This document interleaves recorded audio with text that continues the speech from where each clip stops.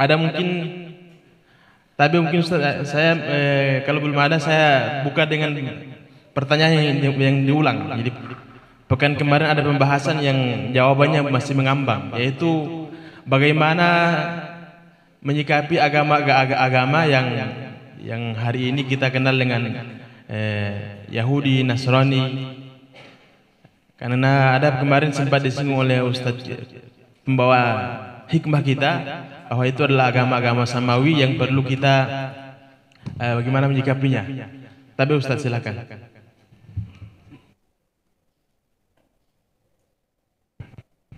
Baik, Bismillahirrahmanirrahim. Ad-din atau biasa kita bahasa Indonesia kan sebagai agama. Ad-din itu sebenarnya ada kekurangan sedikit dalam bahasa Indonesia itu. Jadi kata-kata agama sebenarnya tidak bisa mewakili semua makna yang diinginkan dalam kata-kata ad-din. Tapi kita tidak punya kosakata yang lain untuk menerjemahkan. Makanya kita artikan sebagai agama. Baik. Ad-din itu sebenarnya hanya Islam saja. Jadi semua nabi yang diutus oleh Allah, semua nabi rasul yang diutus Subhanahu wa taala dari semenjak Adam alaihi salam sampai kepada baginda kita Nabi Muhammad sallallahu alaihi wasallam, kurang lebih ada 125.000 nabi, dan yang rasul itu diantaranya ada kurang lebih 300. Kemudian yang wajib kita ketahui itu ada 25, itu sebenarnya datang membawa syariat Islam. Ini mohon maaf, Nabi Musa alaihissalam itu bukan orang Yahudi, bukan, beliau seorang Muslim. Nabi Isa alaihissalam bukan Nasrani, beliau seorang Muslim. Sehingga kalau kita perhatikan dalam Al-Quran, ada usaha orang Yahudi dulu untuk mengaitkan agama Yahudi itu dengan Nabi Ibrahim alaihissalam. Tapi itu dibantah oleh Allah Subhanahu wa taala dalam Al-Quran. Allah mengatakan, maka Ibrahimmu Yahudiyan wala Nasraniyan. Ibrahim itu bukan Yahudi, bukan Nasrani, walakin hanifan muslimah. Tapi beliau ini seorang hanif. Hanif itu adalah orang yang cenderung agama. Beliau ini seorang hanif, orang yang cenderung kepada kebenaran, condong kepada kebenaran, musliman, seorang muslim. Jadi Nabi Musa itu seorang muslim, tapi kemudian diklaim sebagai nabinya orang Yahudi. Nabi Isa ini juga seorang muslim, tapi kemudian diklaim bukan hanya sebagai nabi, bahkan diklaim sebagai Tuhan. Ini ada penyimpangan seperti itu. Jadi kalau dikatakan apakah betul Nasrani, Yahudi itu adalah agama samawi, pada akarnya dulu betul, sebelum terjadi penyimpangan. Lalu kemudian Yahudi ini, Bapak Ibu sekalian, jadi Yahudi itu bukan agama dakwah. Yahudi itu menyebarkan agamanya, tapi itu agama keturunan. Makanya orang Yahudi itu tidak bisa agama Yahudi itu tidak bisa berkembang besar. Kenapa? Karena yang bisa jadi orang Yahudi itu hanya orang yang di dalam DNA-nya itu ada darah Yahudi. Beda dengan kalau Nasrani ini disebarkan, sama dengan Islam ini juga disebarkan. Tapi yang ingin saya sampaikan betul bahwa pada akarnya Yahudi, Nasrani dahulunya itu adalah agama samawi. Dulunya itu Islam. Islam, lalu kemudian terjadilah penyimpangan-penyimpangan, sampailah kemudian keadaan yang kita kenal sekarang ini. Saya kira mungkin demikian. Ya, terus ada satu lagi Ustaz. Ada kemarin PR kita bersama itu masalah mendapat rukunya imam tapi tidak sempat membaca suratul Fatihah dalam sholatnya. Jadi itu ada anggapan bahwa tidak mendapatkan satu rakaat sehingga ada menambah satu rakaat lagi setelah salamnya imam. Gimana itu Ustaz? Jadi pertanyaannya itu ada orang mengatakan dirinya masbuk ketika dia mendapatkan rukunya imam, padahal dia mendapatkan rukunya imam tapi dia merasa dia masbuk dan itu dia menambah rakaatnya setelah imam salam karena alasannya beliau tidak sempat membaca surah Al-Fatihah dengan berdalilnya itu la sholata liman lam yaqra' bi Fatihatil kitab. Mungkin begitu, bagaimana jawaban dalam fikihnya insyaallah sampai. Iya. Bismillahirrahmanirrahim. Ini terkait dengan praktek sholat berjamaah. Praktek sholat berjamaah. Kita kembali dulu, apa itu masbuk?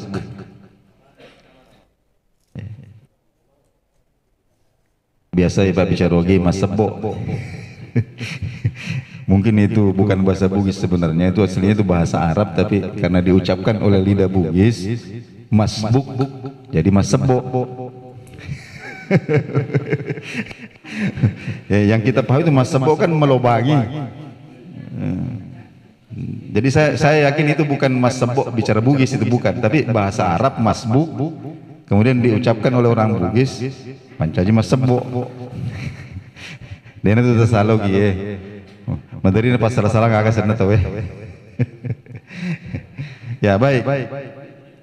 Masbuk itu Bapak dan saudara sekalian, huwallazi lam yudrik ma'al imami zamanan fil qiyam yasa'u al-Fatihah bil qiraatil muqtadilah.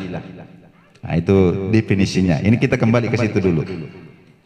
Jadi masbuk itu adalah orang yang tidak sempat, ya, yang tidak sempat mendapati bersama dengan imam waktu yang cukup untuk membaca Fatihah dengan bacaan yang standar, tidak terlalu cepat, tidak terlalu lambat juga. Ya, jadi mungkin dia sempat baca Fatihah tapi sebahagian, atau mungkin tidak sempat sama sekali, lalu kemudian imamnya ruku. Itu namanya masbuk. Sepakatnya, jadi saya ingin menyampaikan dulu begini. Apakah makmum itu wajib baca Fatihah? Itu dulu kita ke situ. Apakah seorang makmum itu wajib baca Fatihah? Ada perbedaan pendapat. Jadi sekali lagi, engkau pemasik roh. Ada rahmat Allah di situ.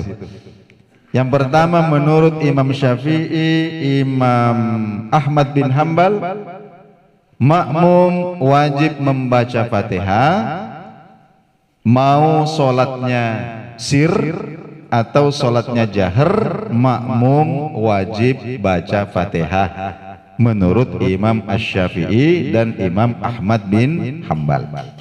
Dalilnya itu tadi. Itu hadis riwayat Bukhari, la sholata liman lam yaqra bi Fatihatil kitab. Ya, tidak sah sholatnya orang yang tidak membaca Fatihah. Itu dalilnya.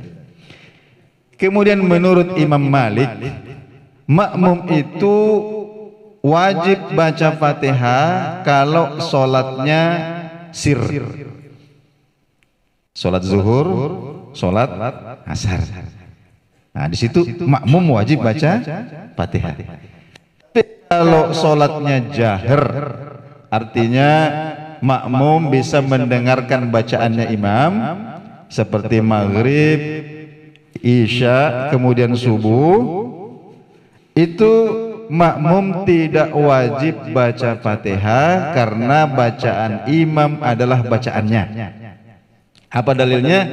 Ayat Al-Qur'an, fa idza quri'al Qur'an fastami'u lah. Jika Quran dibaca maka dengarkanlah. Engkalingan di bawang.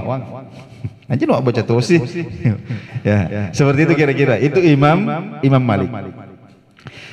Imam Abu Hanifah, beliau memutlakkan bahwa makmum itu tidak wajib baca Fatihah salat apa saja. Tidak wajib. Kenapa? Yang pertama itu dalilnya fa idza quri'al Qur'anu fastami'u lahu. Kemudian ada hadis yang mengatakan bahwa man kana lahul imam, siapa-siapa yang sholat dan ada imamnya, fa qira'atuhu qira'atul lahu, maka bacaannya imam itu adalah bacaannya juga. Itu hadisnya, ada hadisnya. Nah, itu makmum seperti ini namanya makmum muwafiq. Makmum yang sempat atau punya waktu untuk baca Fatihah di belakang imam. Nah, makmum yang tidak sempat untuk menyempurnakan atau barangkali tidak sempat membaca sama sekali Fatihah di belakang imam, itu namanya masbuk. Nah, makmum masbuk itu sepakat semua mazhab, mau Syafi'i, Maliki, Hambali, Hanafi, semua sepakat bahwa makmum masbuk itu bacaannya ditanggung oleh imamnya. Bacaannya ditanggung oleh imamnya dengan syarat. Ada syaratnya, Pak. Yang pertama, dia sempat mendapatkan tumakninah ketika ruku bersama imam. Sempat tumakninah. Tumakninah itu minimal bacaan tasbih 1 kali. Ya. Subhanallah. Berapa kira-kira waktu untuk itu, Pak? Baca subhanallah 1 detik ya, 1 detik ya. Jadi sempat bersama dengan imam ruku 1 detik, kemudian imamnya naik, dia baru sampai setek. Nah, imam sudah dianggap mendapatkan 1 rakaat. Ini ijma, semua mazhab sepakat. Ya. Jadi kalau ada orang ya, yang sempat mendapatkan tumakninah ruku bersama imam, kemudian setelah imam salam kok menambah 1 rakaat lagi, itu berarti sholatnya lebih rakaatnya, lebih. Kenapa? Karena semua mazhab sepakat itu bahwa siapa makmum yang sempat mendapatkan rukunya imam, nah itulah pentingnya. Ya, betul itu bahwa la sholata liman lam yaqra bi Fatihah, tidak sah sholatnya orang yang tidak baca Al-Fatihah. Betul. Tapi dalam hadis yang lain juga dikatakan man kana lahul imam fa qira'atul imam qira'atul lahu. Dan semuanya hadis sahih, 1 riwayat Bukhari, 1 riwayat Ibnu Majah. Nah, disinilah pentingnya mujtahid itu tadi. Ya, jadi kalau kita ini yang baca hadis, wah tidak sah ini, harus baca Fatihah. Kita ini baru baca 1 hadis, belum baca hadis yang lain. Belum lagi kemampuan, kita punya kemampuan tidak untuk mengkompromikan antara 1 hadis dengan hadis yang lain. Itulah makanya dikatakan yang berhak untuk berbeda pendapat itu hanya mujtahid. Kalau kita orang awam ini, Bapak dan Ibu sekalian, pilihan kita adalah mengikuti salah satu mazhab yang sudah ada, tapi jangan fanatik. Jangan fanatik. Kapan kita ketemu yang berbeda dengan kita, kita tasamuh. Ya, kita berlapang dada. Karena barangkali ada suatu ketika kita akan berada dalam situasi yang kalau kita memaksakan mazhab kita harus begini, justru yang terjadi itu kita berkelahi, dan itu Nabi tidak senang. Nabi tidak senang kalau kita berkelahi. Iya. Ya, contoh umpama, saya kalau di Sulawesi kunut saya, Pak. Tapi sampai di sini, ku tengoknya jamaah tak kunut, saya santai saja saya. Ikut saja. Ya. Kenapa? Karena kunut itu sunnah. Ya. Sehebat-hebatnya kunut itu tidak ada yang mewajibkan, sunnah. Sementara kalau saya paksakan, lah kok imam ini sudah ruku, berdiri kemudian sujud, kok saya ini berdiri sendiri mau kunut sendiri, wah. Ini kan malah aneh ini.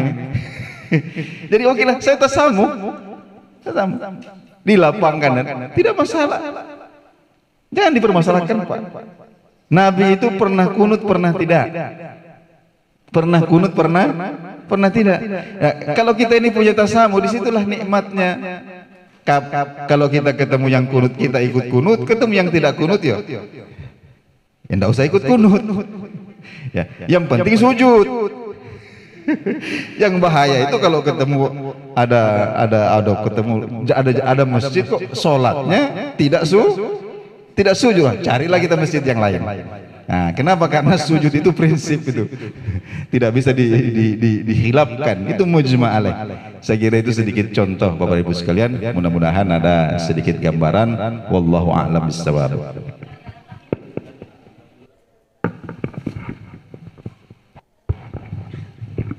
Ya, baik, terima kasih atas waktunya. Yang mungkin yang sambil dicicipi makanan yang ada di depan kita masing-masing. Yang pertama begini Pak Ustadz, saya ucapkan terima kasih banyak atas pencerahannya. Ini mungkin rahmat bagi jemaah Masjid Agung khususnya, karena atas kedatangannya Pak Ustadz di tengah-tengah kita, dan lebih umumnya kepada masyarakat Kabupaten Kepulauan Yapen. Mudah-mudahan Pak Ustadz betah untuk bagaimana kita memberikan pencerahan-pencerahan terkait dengan perbedaan-perbedaan pendapat. Jadi saya tadi simak apa yang disampaikan Pak Ustadz. Kalau seperti penjelasannya Pak Ustadz, sudah tidak ada lagi perbedaan, karena semua ada landasannya, semua ada mazhabnya. Jadi yang pertama saya mungkin tanyakan Pak Ustadz, apalagi ini hari Jumat, mungkin ada mazhab atau mungkin ada landasannya juga. Pernah disinggung oleh beberapa ustadz sebelumnya bahwa apabila misalnya kita melaksanakan sholat Jumat, kita datang jemaah lalu duduk saja di luar, dia tidak masuk mendengarkan khutbah, duduk merokok di luar di teras, dikatakan itu bahwa sholat Jumatnya sia-sia, karena khutbah itu dihitung 2 rakaat. Itu ada pendapat seperti begitu. Jadi kalau kita merokok di luar baru setelah sholat baru masuk, berarti ada yang mengatakan bahwa kita punya sholat Jumat itu sia-sia karena tidak mendapati 2 rakaat. Itu yang pertama. Yang kedua, ini juga terkait dengan khatib. Ada juga pendapat begini Pak Ustadz, bahwa seperti tadi saya katakan bahwa khutbah itu dikategorikan 2 rakaat, maka khatibnya juga itu harus memenuhi syarat rukunnya. Apabila salah satu syarat rukunnya tidak dipenuhi, maka batal juga itu khutbah, berarti tidak dikategorikan juga 2 rakaat. Contoh misalnya, mungkin ada pencerahan dari Pak Ustadz, ada yang mengatakan bahwa doa seorang khatib itu tidak diperbolehkan berbahasa Indonesia, karena itu merupakan salah satu rukun. Ya, tapi ada juga yang mengatakan bahwa namanya doa itu sembarang, bahasa Indonesia bisa, bahasa Arab juga bisa. Ya, itu yang kedua. Yang ketiga Pak Ustadz, tadi Pak Ustadz katakan bahwa Pak Ustadz kalau di Sulawesi kunut, sampai di sini jamaah tidak kunut. Mohon maaf Pak Ustadz. Sedangkan kita sama-sama memahami bahwa yang namanya sunat itu pengertiannya apabila kita laksanakan mendapat pahala. Kalau tidak ditinggalkan berarti tidak apa-apa. Kenapa kita tidak kunut? Nah, kita artinya kalau kita kunut berarti kan dapat pahala. Contoh misalnya, kalau kita sholat subuh karena kita kunut, pahalanya misalnya contoh 9 karena tidak kunut. Tapi kalau kunut karena ada pahala di si doa kunut itu berarti tambah 1, berarti kan lengkap 10. Kira-kira mau penjelasannya Pak Ustadz? Terima kasih. Mungkin ada saya salah kata, mohon maaf. Wabillahi taufiq wal hidayah. Assalamualaikum warahmatullahi wabarakatuh.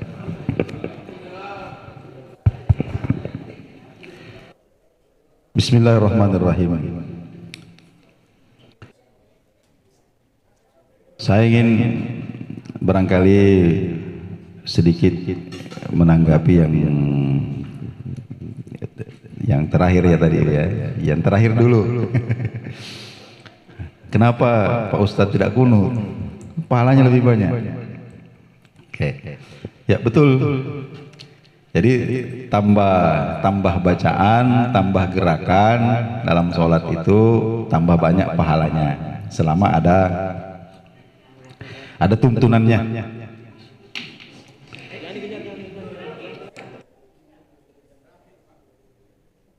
Jadi terkadang kita meninggalkan sesuatu itu insya Allah pahalanya lebih afdol lagi. Contohnya kita meninggalkan sesuatu yang sifatnya sunnah untuk menjaga sesuatu yang sifatnya wajib. Bisa dipahami mungkin di situ ya. Ya, jadi umpama saya contoh meninggalkan kunut di sini untuk menjaga harmoni yang sudah berlangsung terjaga sekian lama di tengah-tengah jamaah. Ini contoh saja. Barangkali itu pahalanya lebih banyak dibanding saya paksa kunut kemudian ribut orang. Ya, itu barangkali pertimbangannya itu. Kemudian masalah sholat Jumat ini, Bapak dan Ibu sekalian, saya tidak ingin menanggapi secara khusus, tapi saya ingin memberikan gambaran umum bahwa ibadah itu, ya ibadah terutama yang mahdhah,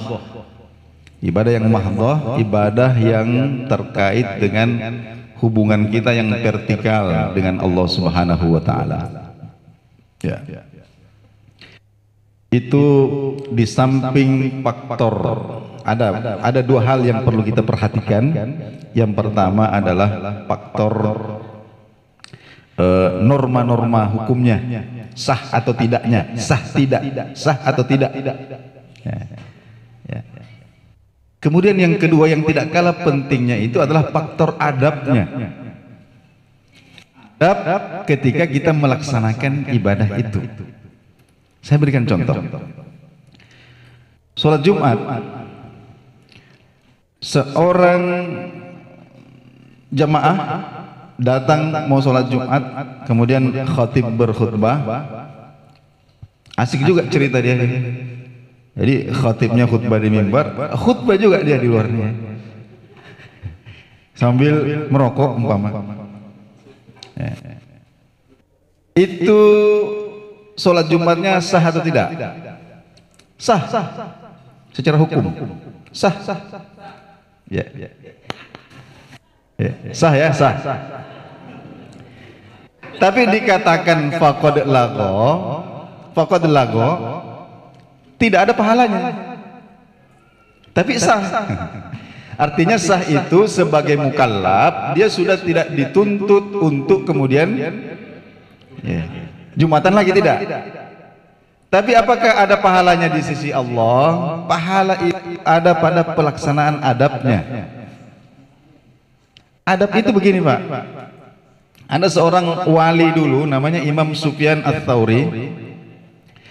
Beliau itu, ya ini mungkin meskipun tidak bisa kita tiru, saya cuma memberikan gambaran. Beliau itu kira-kira 10 atau 20 menit sebelum azan sudah ke masjid. Nunggu azan. Di masjid nunggu azan. Ditanyakan kepada beliau oleh putranya, namanya Ahmad. Ya abati, wahai bapak, saya perhatikan anda ini sudah puluhan tahun jadi bapak saya, katanya itu. Setiap waktu sholat anda ini selalu mendahului muazzin. Artinya muazzin belum azan, anda sudah di masjid. Apa beliau mengatakan? Wahai anakku, seandainya bukan engkau yang bertanya, saya tidak akan mengatakan. Saya begini ini sebenarnya karena malu sama Allah. Saya ini hamba, masa dipanggil baru datang. Coba, ini adab namanya nih Pak. Saya seorang hamba, hamba. Masa dipanggil saya baru datang. Yo bito ngapa apa juga? Siri-siri kasih di kupu-kupu. Ya, maksudnya begini, mungkin ini ilustrasinya kita punya apa namanya? Kita punya toko, kemudian kita ada orang yang bekerja sama kita gaji. Tapi setiap hari harus kita panggil, buka toko. Jam 8. Besok telepon lagi, jam 8 buka toko. Setiap hari selama berpuluh-puluh tahun. Buka toko. Bagaimana kira-kira itu? Kira-kira itu ilustrasi saja. Itu barangkali yang dirasakan oleh Imam Sufyan Ats-Tsauri. Saya ini hamba, malu saya sama Tuhan itu. Masa setiap waktu itu harus dipanggil 5 kali baru datang. Jadi sebelum dipanggil sudah ada. Ini namanya tidak wajib itu Pak. Bahkan tidak dicontohkan juga oleh Nabi. Tapi ini adab. Ada kesadaran batiniah. Nah ini barangkali yang dibutuhkan. Sebab saya yakin saudara-saudara kita yang apa namanya ketika khotib berkhutbah itu masih nongkrong di luar macam-macam. Bukannya tidak tahu. Bukannya tidak. Ini mohon maaf ibu-ibu ya. Bu, mapaku carana bu upa bicarogi di. Dia magagawa bicarogi kak di. Mapaku carana bu ya roambo anak ta narekoloi joko mak juma talangi tugas. Aga tugasna Pak catakan ngak matu aga intinna ro materinda pakatobay. Agi sana katobay. Alangi kertas si bawa loving. Ya. Angka perubahan tuh. Angka perubahan. Jadi mohon maaf ini ibu-ibu juga bisa memaksimalkan fungsinya. Kau tengok bapak ini Pak. Kau ini sudah bercucu. Rambut so putih semua. Ini sudah berapa puluh tahun ini kau ikut Jumatan. Tempat ini nongkrong terus. Itu kan kasihan itu Bu, kasihan itu. Kasihan. Ya sah tapi sebenarnya faqad lagho, ya tidak ada pahalanya. Asli tidak ada pahalanya, tapi sah. Semua demi gak gapalan. Kenapa tadi pak. Ini yang tidak diperhatikan. Ya. Kemudian masalah doa itu begini, bahkan dalam mazhab Syafi'i itu sebenarnya khutbah Jumat itu harus berbahasa Arab, bukan hanya doanya berbahasa Arab. Tapi dalam mazhab Imam Abu Hanifah boleh saja kita menggunakan bahasa ajam ketika khutbah. Bahasa ajam itu bahasa selain bahasa Arab, termasuk doanya juga dibolehkan meskipun tidak berbahasa Arab. Ini dalam mazhab Imam Abu Hanifah. Jadi barangkali ini yang kita pakai yang seperti itu. Nah, saya kira mungkin seperti itu sedikit gambaran. Terima kasih. Ya demikian. Terima kasih ibu-ibu bapak, terkhusus ibu-ibu Jumat Berkah. Ya semoga Allah beri balasan yang lebih besar lagi insyaallah. Ya terus ya kita kenapa? Ada. Silakan dinikmati, silakan Bapak Ibu dinikmati makanan dan minumnya, silakan.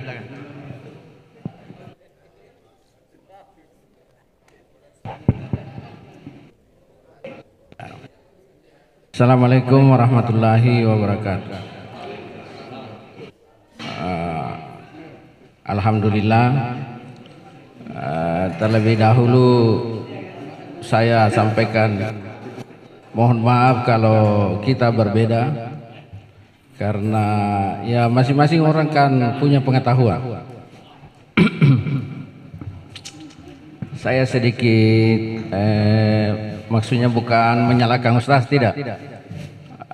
Tapi saya membaca atau melihat bahwa dari keempat mazhab ini ada yang tidak pernah ketemu. Artinya kalau kita melihat tahun di mana dia hidup, antara Abu Hanifah, antara Hambali, antara Ahmad dengan Syafi'i ini ada yang tidak pernah ketemu.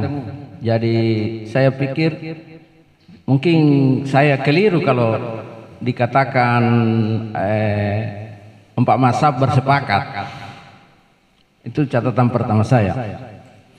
Yang kedua, terus terang saya yang mengamalkan. Kalau saya tidak mendapati imam ini membaca Al-Fatihah, saya mengikut sebagai masbuk. Artinya saya menambah satu rakaat yang saya ketinggalan. Saya minta maaf, jangan dibilang lebih, karena ini bukan pendapat saya. Ini adalah salah satu juga yang mengamalkan ini adalah Ustaz Kiai Haji Ahmad Sukinah, pendiri MTA, salah satunya. Ya, Solo, Surakarta. Malah dia lebih ekstrim kalau kita melihat, karena asal kamu tidak mendapati Al-Fatihah secara utuh, dianggap tidak ikut Al-Fatihah. Kenapa? Karena dia bilang surah Al-Fatihah itu 7 ayat. Jadi kalau kamu hanya mendapati 1 ayat atau 2 ayat di terakhirnya atau 3, pokoknya kurang dari 7, berarti kau tidak mendapat Al-Fatihah. Nah, itu menurut Ustaz Ahmad Sukinah. Nah, ini saya kira Ustaz ini termasuk orang yang punya kapasitas. Terus saya membaca buku Sifat Salat Anin Nabi Sallallahu Alaihi Wasallam dari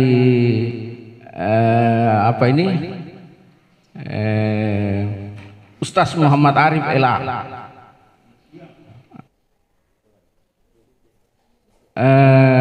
Di situ juga dia menyampaikan hadis-hadis tentang salat ini. Ya, itulah makanya tadi saya minta maaf sebelumnya, saya mengatakan masih bisa saya bicarakan. Ya, mungkin saya minta maaf lagi. Boleh pergi yang merasa sudah kepentingan ada, yang masih mau tinggal silahkan. Artinya saya tidak mengusir, tidak. Saya minta maaf. Jadi hadis yang disampaikan tadi ini saya mengerti, saya memahami. Tidak ada salat bagi orang yang tidak membaca Al-Fatihah. Satu. Terus yang kedua, bacaan imam adalah bacaan makmum. Itu juga hadis. Seperti yang sudah disampaikan pembicaraan minggu lalu. Hanya saya melihat ini, bukan saya menafsir. Saya melihat pemahaman ulama tentang hadis ini itu berbeda-beda. Ada yang menafsir bahwa bacaan makmum ditanggung oleh imam. Dari hadis ini tadi dia memahami bahwa bacaan makmum ditanggung oleh imam. Ada juga yang memahami, ulama juga ini, bukan saya. Ada juga yang memahami bahwa bacaan imam adalah bacaan makmum. Maksudnya apa yang dibaca imam itu juga yang harus dibaca makmum, tidak mengambil bacaan lain. Ini ada yang memahami begitu. Seperti kalau imam takbir maka makmum juga takbir, sama bacaannya. Kalau imam membaca Al-Fatihah, maka makmum juga membaca Al-Fatihah. Tapi di sini dijelaskan lagi bahwa beda cara membaca antara salat sir dengan jahar. Beda cara membacanya. Di dalam salat jahar saja itu ada pada rakaat ketiga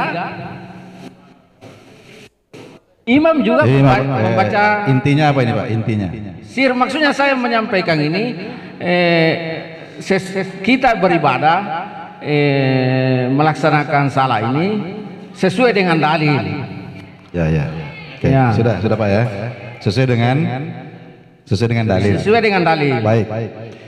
Jadi yang pertama saya ingin menyampaikan sebuah hadis riwayat Imam Abu Dawud. Ada hadis menyebutkan man adrakar ruku'a adrakar rok'ata. siapa yang menemukan ruku berarti mendapatkan 1 rakaat. Hadis riwayat Imam Abu Dawud. Hadis riwayat Imam Abu Dawud. Man adrakar ruku'a faqad adrakar raq'ata. Siapa yang menemukan ruku berarti menemukan 1 rakaat. Demikian barangkali. Terima kasih. Tapi kalau umpama, kan saya paham beliau, kalau yang MTA itu ya kita paham lah. Kita paham. Mungkin agak ya mungkin ada kesempatan yang lain. Artinya kita bisa kita bisa. Saya ini basisnya NU Pak. Basisnya NU saya. Tidak ada masalah, NU atau Muhammadiyah atau bukan keduanya, tidak ada masalah. Kalau Bapak mengatakan saya ini MTA ya? Bukan, tidak, saya tidak mengatakan saya orang MTA, tidak. Saya melihat. Oke. Tapi kayaknya itu yang Bapak pakai. Tidak, saya berdasar. Bukan begitu, Ustaz.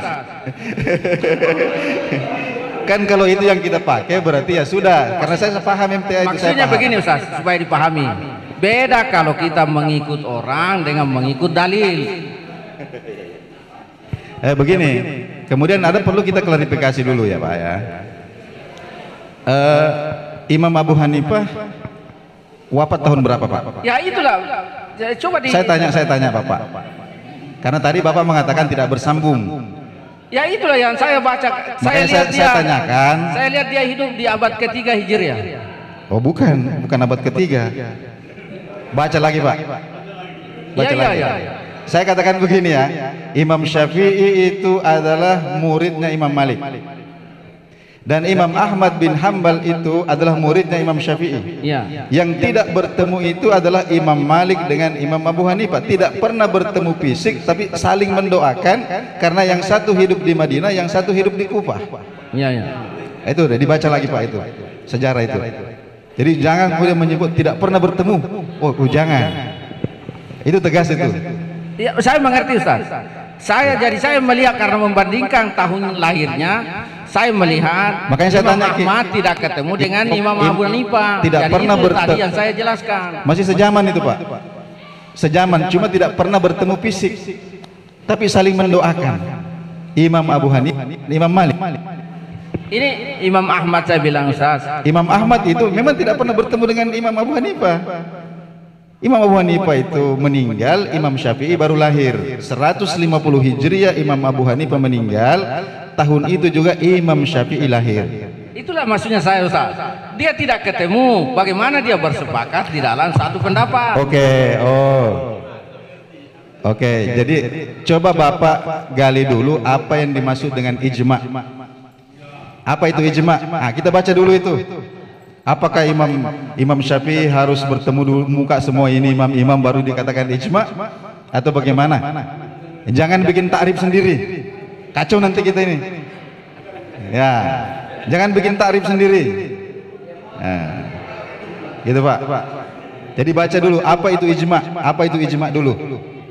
Oke, saya kira demikian Pak ya. Lebih dan kurangnya mohon dimaafkan. Ya demikian kita tutup dengan kafaratul majelis. Subhanallah wa bihamdihi asyhadu an la ilaha illa anta astaghfiruka wa atubu ilaik. Assalamualaikum warahmatullahi wabarakatuh.